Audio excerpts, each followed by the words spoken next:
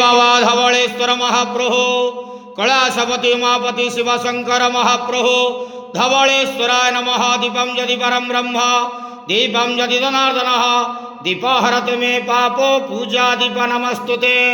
बाबा धवलेश्वर महाप्रभु संसार सुखी रखंतु।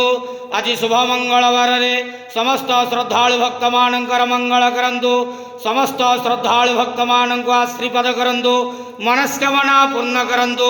कर्म क्षेत्र उन्नति करंतु। ग्रहरिष्ट मान खंडन करंतु। जगतर मंगल करंतु। विश्वर कल्याण करंतु।